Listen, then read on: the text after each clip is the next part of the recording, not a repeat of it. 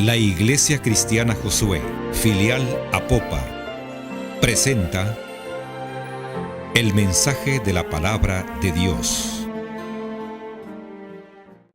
Yo te pido, Señor, que pongas en mi boca el adecuado consejo para tus hijos. El tema, Señor, que voy a tocar es un tema eterno, es un tema de trascendencia, un tema de responsabilidad, un tema, Señor, que todos nosotros como cristianos debemos fortalecerlo y debemos ser tremendamente responsables, Señor, para en obediencia cumplirlo. Muchas gracias, Señor, por estos momentos. Bendice, Señor, el resto del culto que nos queda. En tu nombre oramos, amén y amén. Quiero compartir esta tarde bajo el tema ingredientes de una oración eficaz. Ingredientes de una oración eficaz. Vivir sin orar es vivir sin Dios.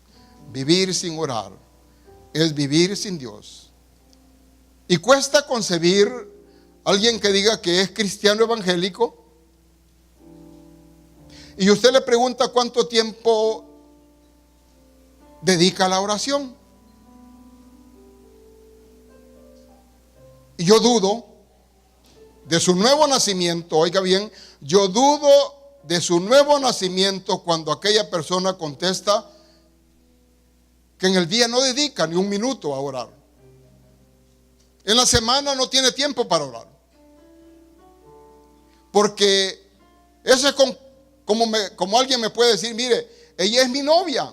Entre los jóvenes puede que ella es mi novia, pero nunca la va a ver, nunca conversa con ella. ¿Cómo puede ser su novia y cómo puede amarla si no le dedica tiempo? Lo mismo pasa con nosotros como cristianos. ¿Cómo es posible que yo diga que yo amo a Dios, que yo soy cristiano evangélico, pero que no dedico tiempo para estar con Dios? ¿Qué es la oración? La oración es la comunicación con Dios. Dice ahí, la oración es el arma más poderosa del cristiano. ¿Cómo usted pelea la buena batalla diaria si usted no ora? Hay diferentes partes de la Biblia donde lo reta, lo invita, lo anima, lo empuja a que ore. Porque ¿cuándo debemos nosotros de orar? ¿Cuál es el momento que debemos de orar? La Biblia dice en todo tiempo. ¿Y qué es todo tiempo? Todo tiempo es todo tiempo. Martín Lutero decía que su vida estaba llena, su agenda estaba cargada de trabajo. Tenía días fatigosos, días duros, todos los días eran así, dice. Pero no podía comenzar sin dedicar por lo menos 3 horas diarias a orar. 3 horas diarias. Hay un mínimo que el Señor establece de tiempo de oración. Cuando el Señor está en el Getsemaní, previo a su sacrificio, ¿recuerdan ustedes cuando Él invitó a los apóstoles y se apartó con 3 de los cercanos a Él para orar, para que el Señor le ayudara a pasar ese momento crítico del sacrificio? Y les dijo, ayudadme mientras yo me separo a hablar con el Padre. Y los dejó orando, pero cuando Él regresó, después de 1 hora, los encontró bien dormidos. ¿Qué dijo el Señor? Y señaló a Pedro. Pedro, no habéis podido velar ni 1 hora. Por lo menos allí nos establece un margen de tiempo nosotros para estar con Él. ¿Sabe que Dios quiere comunión con nosotros? Que el propósito de revelarse a nuestras vidas, el propósito de alcanzarlo, de buscarlo, es para que Él y usted tengan comunión. Cristo lo encontró a usted. Muchos dicen que yo encontré a Cristo. No, no es cierto. Cristo nunca anduvo perdido. Los perdidos somos nosotros. Nosotros fuimos encontrados por Cristo y en condiciones extremadamente difíciles. Haga memoria dónde y cómo estaba cuando el Señor se reveló y lo trajo a su redil. Algunas veces ni acordarnos queremos. Eran momentos tan difíciles, tan trágicos. Pero nos hemos olvidado de ese amor, de esa misericordia, de esa gracia de salvación y de cambio en nuestras vidas. Y probablemente cuando venimos a Él estábamos tan golpeados que pasábamos bastante tiempo orando, meditando, reflexionando y dando gracias. Pero poco a poco la bendición fue fluyendo a su vida y usted se fue bajando del nivel de comunión con Él. Allí en Apocalipsis dice: por cuanto no fuiste frío ni caliente, sino tibio, te vomitaré de mi boca. ¿Dónde cae la tibieza en el cristiano? La tibieza comienza cuando nosotros dejamos de orar. La tibieza se amplía cuando nosotros dejamos de leer la palabra. Luego que dejamos de orar, dejamos de leer la palabra, prácticamente va diluyéndose y va desvaneciéndose esa relación, esa amistad y ese amor. Y al final, mi amado hermano, como las amistades que se dan en la tierra, se rompe. Y queda un vago recuerdo de lo que usted fue. Y algunas veces nosotros encontramos aquella frase: yo era, la época de la era. No dice yo era líder de jóvenes, no, yo era predicador, yo era. Pero hoy ¿qué? Es probable, si hay alguien en esta tarde aquí entre nosotros, o los televidentes que están oyendo este mensaje y están pensando que se retiraron de la obra que tenían, un privilegio tremendo, y que compartían y que las almas se convertían, pero ahora solo es un recuerdo. Te has vuelto tibio. Por lo tanto, y me choca ese término tibio donde dice el Señor: te vomitaré. Nos convertimos en un vómito, algo despreciable. Dios quiere que nosotros, aquí no hay esta tarde tibios, aquí ni hay fríos, aquí es una congregación poderosa, fuerte y llena de la gracia de Cristo Jesús. Y que ese fuego siga incrementándose en cada uno de ustedes.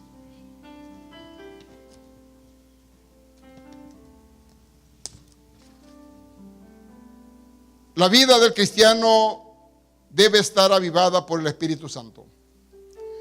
La vida del cristiano debe de estar avivada por el Espíritu Santo. La recomendación del Señor Jesús cuando le dice a la iglesia: no os mováis de Jerusalén, quedaos hasta recibir la promesa del Padre, es un excelente consejo, porque esa iglesia primitiva iba a ser encendida, iba a ser avivada por el poder del Espíritu Santo. Nuestra iglesia de igual manera tiene que encender la llama del Espíritu para ser exitosa, para cambiar las condiciones estructurales de esta ciudad. Definitivamente tenemos que darle la libertad al Espíritu Santo. No se puede ser creyente y a la vez vivir desconectados de la fuente de poder que es nuestro Dios. No se puede ser creyente y a la vez vivir desconectado de Dios. La única forma de ser eficaces es dependiendo de Él totalmente. Es probable que en esta tarde aquí hay personas exitosas en sus negocios, exitosas en sus profesiones, y que posiblemente estén pensando: yo no necesito de esta invitación a depender entera y totalmente de este poder y de Dios. Quiero decirte que estás cometiendo un grave error. Tu vida es tan breve que lo que tenés en este momento, mañana puede ser historia. Tu vida misma no es tuya. Y no importa la edad. Algunos piensan que cuando llegamos ya a una edad de adulto mayor, que somos los más propensos a partir. No es cierto. Día a día mueren niños.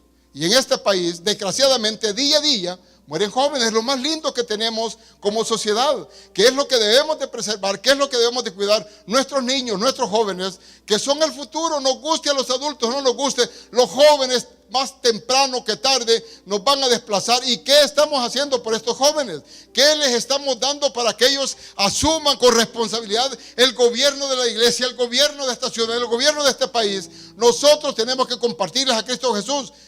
Pero lo más importante, antes de ir a compartir la palabra de ellos, es que doblemos rodillas y que ese poder venga sobre nuestras vidas para que seamos una iglesia poderosa. Debemos depender del Espíritu Santo enteramente. Dios puede obrar poderosamente en aquellos que disponen su corazón para estar en su presencia divina. Y yo sé que ustedes, es probable que en esta tarde esté con una crisis y esté pensando en su necesidad, y que esta es su oportunidad de recibir la respuesta de Dios. Y yo espero que así sea. El Señor es quien nos asegura la victoria, no hay otro.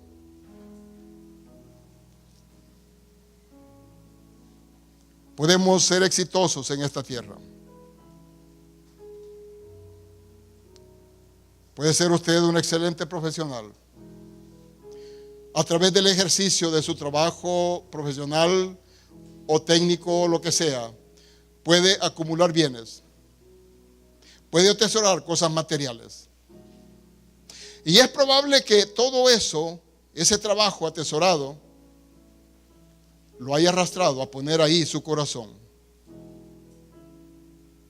Y que ahí donde está tu tesoro, está tu corazón. Y te atrapó y ignoraste el poder, la gracia y el amor de Cristo Jesús.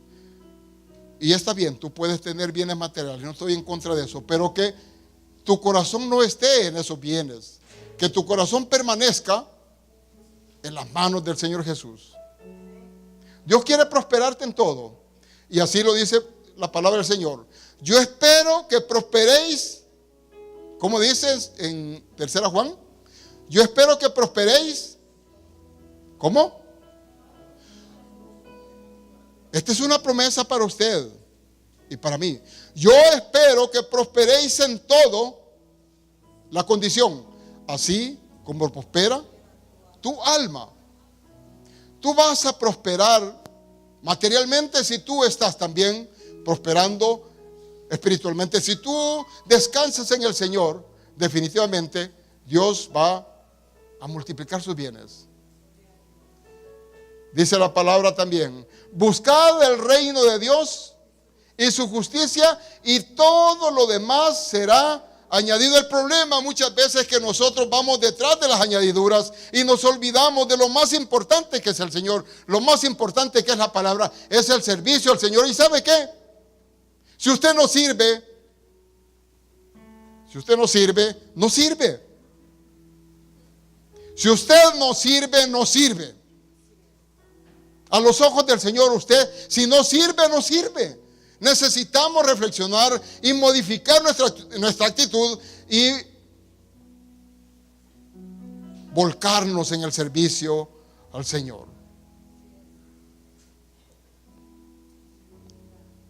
Pregunto, ¿cuánto tiempo pasa usted en presencia del Señor? Como hacía el reformista Martín Lutero, 3 horas, voy a poner mínimo, algunos de ustedes oran más. Aquí hay gente que ora más de 3 horas, estoy seguro. No levante su mano los que oran 3 horas, ni los que oran 1 hora. Pero estoy compartiendo esta palabra porque esto es un reto. Y no levante la mano los que oran más de 2 horas, porque van a hacer sentir mal a aquellos que oran menos. Y no se trata de eso. Se trata de que tengamos conciencia y con convicción busquemos ese tiempo de oración. Esta pregunta le debe de hacer reflexionar. ¿Cuánto tiempo pasa usted en presencia del Señor? Y contésteselo usted y pídale perdón al Señor. Si ni siquiera para comer usted dedica tiempo, y es tanta la prisa y el hambre. Sí, hay veces la prisa y el hambre. Como decía un hermano, Padre nuestro, tú ya sabes el resto, amén. Así de rápida la oración. Y hay hermanos que oran largo y que los hermanitos que están cerca, amén hermano, porque hay algunos hermanos que oran largo que como no oran, aprovechan ese momento que se les da para orar. Pero nosotros desarrollemos esa preciosa disciplina de orar permanentemente. Pruébelo. Es algo realmente hermoso. Y es algo que le va a traer tremendos cambios y prosperidad a su vida. Aún en medio de la dificultad, Dios le va a fortalecer y bendecir. Hoy es el día para que evalúe su vida y se disponga a mantener una vida de intimidad con Dios. Vamos a entrar ya al tema. Primero, Dios está atento a nuestras oraciones. Levante su mano los que creen que Dios está atento a nuestras oraciones. La levanto juntamente con ustedes. Yo creo que Dios está atento a la oración de todos. Aún a la oración de aquellos que no han entregado su vida al Señor. Dios es misericordioso, compasivo, pero ¿en quiénes está interesado el Señor en responder? A su pueblo, a sus hijos. Me gusta hacer esta comparación de los niños cuando van a una casa de su compañerito. Ya ustedes han tenido algunos de los niños, compañeros de sus hijos, que han llegado de invitados a su casa. Pero su hijo se mueve con toda libertad en el hogar, abre la refri, se mete al cuarto. Si es pequeño, los compañeritos ahí en la sala, y ellos se llegan, se acuestan con sus papás con toda libertad. Pues esa misma libertad Dios nos la ha dado a nosotros. Los que no son cristianos no tienen ese mismo derecho ni esa misma libertad. Pero usted que aceptó a Cristo, le ha abierto a usted su corazón, y Dios ha abierto sus puertas para que usted entre con toda libertad a pedir y a recibir de Él. Dios espera que le vemos oraciones delante de su presencia. Dios espera que le vemos oraciones delante de su presencia. Jeremías 33:3, ¿qué dice? Clama a mí y yo te responderé, y te enseñaré cosas grandes y ocultas que tú no conoces. Es necesario clamar. La historia de esa oración surge cuando el profeta Jeremías fue capturado y estaba en una prisión, y es probable que Jeremías, así como se le califica el profeta llorón, es probable que Jeremías estaba llorando en aquella prisión. Fue tomado cautivo en los tiempos en que su pueblo fue llevado de esclavos a Babilonia. Y el pueblo no aceptó el mensaje de Jeremías, había sido desechado. Y en ese momento lo meten preso y estaba siendo sacrificado. Sin embargo, allí le dice el Señor: Jeremías, clama a mí y yo te responderé. Clama a mí y yo te responderé. Es probable que en esta tarde alguno de nosotros esté pasando una dificultad, una crisis. Uno ve desde aquí el púlpito caritas muy lindas, todos sonrientes, pero Dios sabe qué hay en tu interior. Solo Dios conoce tu crisis. Solo Dios conoce qué está sufriendo. Posiblemente una madre que esté angustiada en la condición en que está su hijo o su hija. Es probable que aquí haya alguien que le han diagnosticado una enfermedad a él o a un pariente. Son momentos muy difíciles, que no es momento para orar, no es momento para reír, es momento para orar. Pero el reto de Dios en esta tarde, en tu necesidad, te dice: clama a mí, clama a mí. Y para ello, para clamar y recibir la bendición, ¿qué se necesita? Creer. Porque sin fe es imposible agradar a Dios. Sin fe es imposible agradar a Dios. Es necesario disponer el corazón para perseverar a Dios. Segundo, Dios escucha nuestras oraciones y responde con poder. Salmo 34, 4 y 6 dice, busca ahí, Salmo 34, 4 y 6.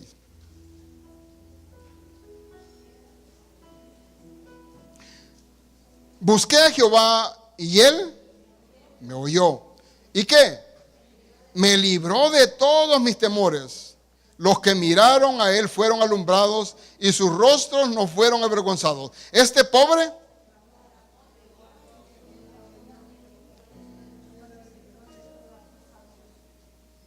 esto es lo lindo, cuando el creyente comienza a leer, comienza a escudriñar de la palabra y se da cuenta que la Biblia está llena de promesas. Algunos escritores, comentaristas bíblicos dicen de que hay más de 10,000 promesas en la Biblia. ¿Cuántas promesas tiene para su vida? ¿Cuántas promesas tiene para su familia? Posiblemente sean muchas o muy pocas y algunos no tengamos ni una promesa, porque las promesas están en la palabra y para reconocerlas y para reclamarlas necesitamos leer la palabra. La palabra es muy, muy importante, incluso cuando tenemos nosotros lucha contra el enemigo. Y el mejor modelo de lucha y de conocimiento de la palabra contra el adversario es lo que Cristo hizo en el ayuno de los 40 días. ¿Qué ocurrió cuando Satanás llegó a tentarlo? Cuando le dijo, convierte esas piedras en pan. El Señor contestó, escrito. La segunda prueba dijo, escrito está. Y la tercera, escrito está. Muy bien. En su situación, en su dificultad, usted tiene que decir, Señor, aquí está esta promesa mía. Aquí está esta promesa. En el nombre del Señor yo te reprendo, porque escrito está. Soy victorioso porque escrito está. Tiene usted que conocer la palabra y luego con su palabra venir de rodillas y apropiarse de esas promesas y clamarse y reclamárselas al Señor. Nehemías, cuando recibió el mandato de Dios para ir a levantar los muros, iba bajo esa autoridad y ese poder y se apropió de las promesas. Y quizás una de las cosas lindas que hizo Nehemías primero es identificó la necesidad de aquel pueblo y le dolió su corazón por la situación crítica en que estaban en calamidad.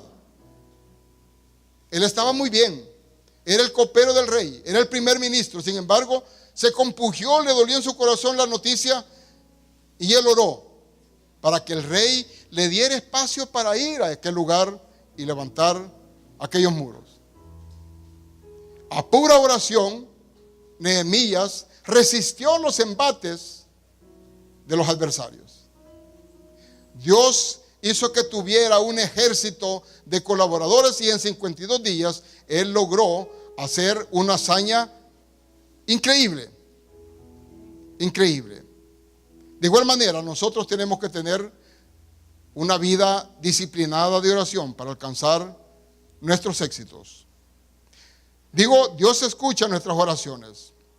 Vamos a Dios en procura de que transforme nuestras circunstancias. ¿Cuál es su circunstancia? Cada uno de nosotros tiene circunstancias diferentes. La vida es una constante prueba. Cada día tiene un afán. Pero no nos afanemos por los afanes de mañana, desde ya. Nosotros declaremos victoria. Declare victoria sobre todas las circunstancias que se le van a presentar a su vida. Y dele gracias porque esas circunstancias lo van a fortalecer en su fe y le va a servir para ayudar a otros a salir adelante de esas situaciones difíciles.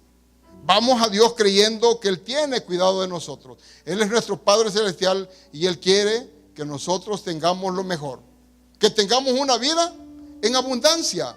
Él quiere que su pueblo tenga una vida en abundancia. Y esa abundancia no depende de Dios, depende de la actitud que nosotros asumamos con respecto a Él. Dios está atento a nuestras oraciones.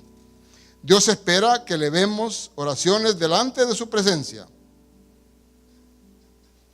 Dios escucha nuestras oraciones. También, segundo, Dios responde a nuestras oraciones. La oración delante de Dios debe estar revestida de fe. La oración debe estar revestida de fe. Santiago 5:16. Busque Santiago 5:16.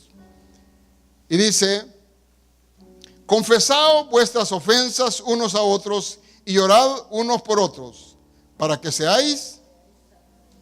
La oración eficaz del justo puede mucho. La fe es muy determinante en tocar el corazón de Dios. Y yo les invito a que recuerden que el cielo está gobernado por nosotros. ¿Le parece a usted posible que nosotros gobernemos el cielo?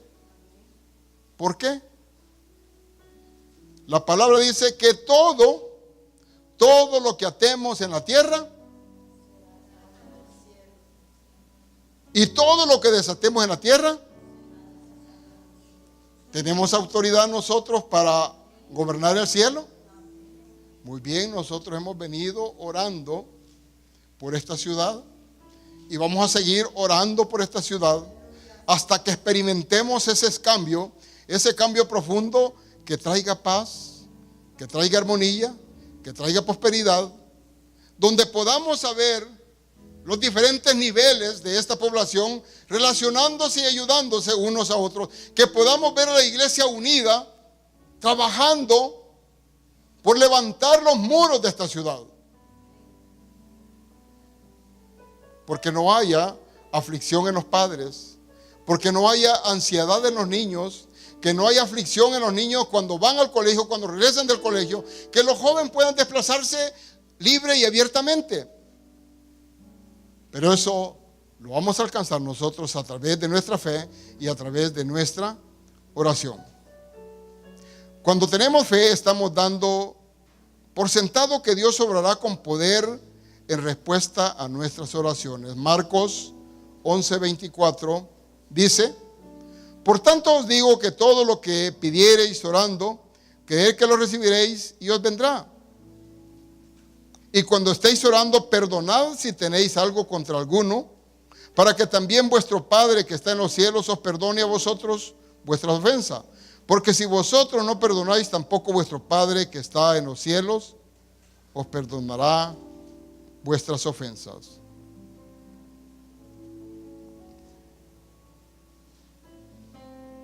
Esta es una parte del perdón muy importante en la vida del cristiano, en la vida de la iglesia y especialmente en la vida del hogar. Qué tristeza, amados hermanos, que el que debería ser un oasis al final de la jornada se convierte en un campo de batalla, se convierte, como dicen, en un infierno, y donde la esposa o el esposo, por las circunstancias que se presentan de una mala relación, quisieran estar lejos de ese lugar. Y yo creo que nosotros debemos de orar por aquellos matrimonios que están en ese tipo de situaciones, porque esa es una de las causas por las cuales esta ciudad y este país está en crisis. Por la crisis de los hogares, por la falta de perdón, por los atropellos que encontramos nosotros dentro del hogar. Algunos padres posiblemente cansados, con problemas de trabajo, no han tenido la habilidad ni el poder de poder dejar sus problemas en la oficina y los trasladan al hogar. Y llegan y atropellan a los niños y se atropellan a la esposa, provocando un estado de crisis, de zozobra, Y una recomendación es que si nosotros tenemos problemas en el trabajo, los dejemos en el trabajo. Y si vamos al hogar, volquemos nuestro amor, nuestra comprensión, nuestro cariño a nuestro grupo familiar. Al esposo, la familia espera que sea tierno, que sea amoroso, que sea comprensivo. No se trata, amado hermano, amado esposo, de ser un buen proveedor. Está bien, hágalo. Pero eso no es todo. Eso no es todo. El esposo es el responsable de toda la parte armónica del hogar. Tiene que dar amor, tiene que dar comprensión, tiene que dar perdón. Porque qué triste es que vayan a la cama con resentimiento, dice la palabra del Señor. Airaos, pero no pequéis. Airaos, pero no pequéis. No se ponga el sol sobre vuestro enojo. Si tuvieran alguna diferencia, alguna discusión, perdónense antes de ir a la cama. Hay que en eso se duerman y el Señor venga, y el que se acostó enojado, ahí se quedó. Porque dice la palabra del Señor que si nosotros no perdonamos al que lo ofende, pues tampoco el Padre nos va a perdonar. Nos reta, nos invita y nos reta a que nosotros perdonemos a los que nos ofenden. Mire, eso de no perdonar, ese es un daño que nos aplicamos a nosotros mismos, los que no perdonamos. Eso es como agarrar un vaso de veneno y tomárnoslo nosotros para que se muera aquel que nos ha dañado. Eso ocurre porque el más afectado es el que está odiando, el que está aborreciendo, el que no está perdonando. Usted se está autodañando. Así es que, amados hermanos, si hay alguien aquí entre nosotros que tiene algún resentimiento, alguna raíz de amargura, sáquesela y perdone. Nuestro amado Dios no deja en vergüenza quienes se atreven a creer en Él. Los que miraron a Él fueron alumbrados y sus rostros no fueron avergonzados. La fe es muy importante. La fe ve lo invisible, cree lo increíble y recibe lo imposible. En Hebreos 11:1 dice: fe es la certeza de lo que se espera, es la convicción de lo que no se ve. Fe es la certeza de lo que se espera y es la convicción de lo que no se ve. Sin fe es imposible. Sin fe es imposible agradar a Dios. Tercero, Dios valora nuestro compromiso y perseverancia en la oración. Dios valora nuestro compromiso y perseverancia en la oración. Si tan solo tenemos fe, lo imposible será posible con la oración. Mateo 17:20. Busque Mateo 17:20.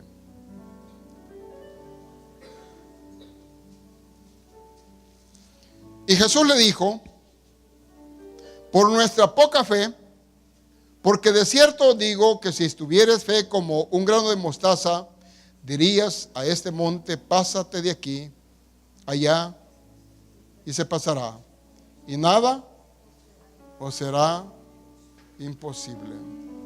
Vea qué importante es la fe. Sin fe es imposible agradar a Dios, y sin fe usted no se mueve para ningún lado en lo que es el ámbito espiritual. Usted necesita pedirle fe al Señor para que pueda caminar en victoria. El hermano Galán cuenta en sus ilustraciones la experiencia de una anciana que estuvo en una reunión, en un culto, donde se hablaba de la fe, se hablaba de la oración, de la importancia de la oración, la trascendencia que hay en ella. Y habló de este tema donde dice que si tuviese fe como el grano de mostaza, le diría a esta montaña: desarráigate y lánzate a la mar. Pues ella llegó después del culto a su casa, se arrodilló, ya tenía una montaña enfrente de su casa, y lloró fervientemente. ¿Pero qué creen que pasó? La señora lo que hizo era, de mañanita abrió las cortinas y dice, ya sabía, la montaña no se iba a mover. Esa la fue de ella. Pero saben, un par de meses trazaron una carretera enfrente de su casa porque ella quería ver el panorama.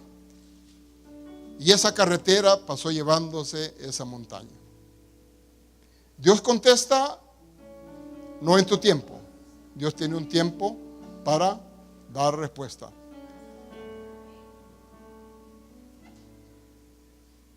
Todos los que estamos en esta tarde aquí tenemos montañas.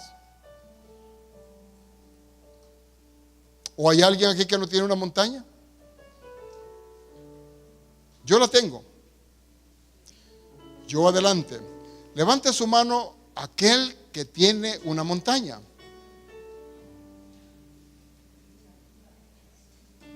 Qué lindo es reconocer, porque levantar la mano y decir yo tengo una montaña, eso es declarar que no soy autosuficiente.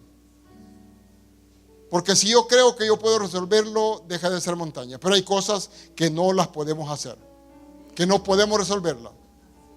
Y Dios quiere que nosotros estemos clamándolo y estemos dependiendo en cosas pequeñas y en cosas grandes. Yo me siento muy cómodo, me siento muy feliz cuando mis hijos se acercan y piden un consejo. Y me siento muy bien cuando ellos piden no solo el consejo, sino apoyo para tener respuesta a su necesidad. Si uno como padre tiene la capacidad de darlo y lo hace con profundo amor, aunque le diga, mira, préstamelo, ya sé que no lo regresan muchas veces, pero usted lo hace con el más profundo amor, ¿cierto? Porque amamos a nuestros hijos. ¿Cuánto más nuestro Padre Celestial está esperando que nosotros con un poquito de fe le pidamos que esa montaña que se ha desarrollado en su vida pueda ser desarraigada? Póngase de pie en esta tarde y esa montaña que usted tiene, dígale al Señor que ponga un poquito de fe, como un grano de mostaza. Pero hágalo creyendo y recibiendo esa bendición de Dios. Dios quiere responder a ese clamor que tú tienes. Él no quiere que tú salgas de esta reunión sin tener respuesta. Dios está en este lugar. Lo pude percibir desde que estábamos siendo ministrados a través de la alabanza. Lo he podido sentir a través de compartir esta enseñanza con ustedes. Ahora cierre sus ojos y ponga en manos del Señor esa necesidad que tiene. Que esa aflicción que le ha estado acosando durante algún tiempo, dígale al Señor, Señor, me declaro incompetente para poder manejar esta crisis que ha venido a mi vida. Pongo en tus manos en esta tarde, Señor, mi angustia, mi ansiedad, mi aflicción, reconociendo que tú eres un Dios que tiene todo poder, toda potestad. Y esta tarde me estoy declarando en victoria. De igual manera, aquellos que están atravesando situaciones económicas difíciles, o que están siendo amenazados en sus bienes, siendo amenazados en sus negocios, te tengo buenas noticias. El Señor ha estado atento a tu necesidad. El Señor ha estado atento, viendo lo que tú estás haciendo, viendo cómo estás actuando, e incluso te ha hablado a través de mensajes de radio, a través de mensajes de televisión, a través de los hermanos, y probablemente has hecho caso omiso. Escucha la voz de Dios, sé obediente para que puedas tener éxito en esa petición que tienes. La obediencia es clave. El principio vital de la disciplina es la obediencia. Pide al Señor esta tarde que te dé la disciplina de buscar su rostro, que te ayude a dedicar un buen tiempo de oración, que te libere de toda atadura. Es probablemente que estés pasando momentos de ansiedad porque tu vida está siendo arrastrada hacia una condición de pecado que te ha hecho romper esa relación, ese vínculo perfecto con Dios. Y es probable que ese pecado que estás manejando sea un secreto en la familia, pero no un secreto para Dios. Un secreto como el que quiso manejar el rey David, que al final su pecado no lo confesó y su pecado lo estaba consumiendo y únicamente fue libre hasta que confesó. Dice tu palabra que aquel que pecare y no confiesa su pecado no prosperará.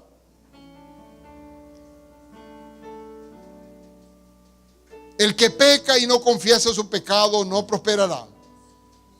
Y podemos venir a la iglesia todos los días, estar todo el día, pero si nosotros continuamos en ese pecado, vamos a arrastrar maldición a nuestra vida y vamos a arrastrar maldición a nuestros seres queridos. Señor, perdona esos pecados ocultos que nos están afectando tremendamente. Por favor, Señor, revisa nuestra vida. Mira, Señor, si hay pecados que no hemos confesado, que están constituyéndose barreras entre tú y nosotros.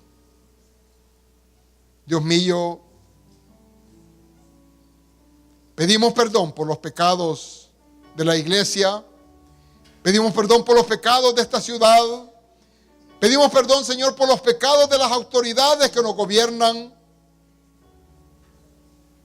Pedimos la protección de tu Espíritu y pedimos, Señor, un avivamiento en todas las iglesias de esta ciudad, especialmente, Señor, en nuestra iglesia. Derrama del poder de tu Espíritu Santo, Señor, que esa promesa del Padre se haga una realidad en nuestras vidas, Señor. Asumimos el compromiso, asumimos el reto, Señor, de llevar tu palabra a lo ancho y largo de esta preciosa ciudad de Apopa. Reconocemos, Señor, que solo tú tienes palabra de cambio, palabra de avivamiento, palabra de libertad.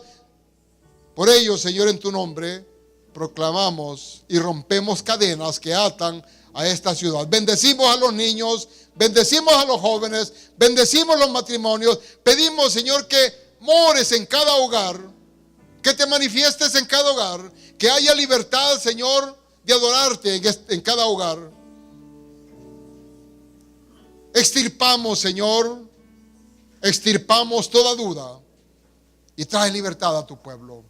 En tu nombre, Dios mío, nos hemos reunido, hemos orado y hemos recibido tu bendición. Bendice, Señor, a toda esta ciudad de Apopa y bendigo, Señor, a esta congregación. En tu nombre hemos orado. Amén y amén. Que el Señor les bendiga, hermano. La Iglesia Cristiana Josué, filial Apopa, presentó el mensaje de la palabra de Dios.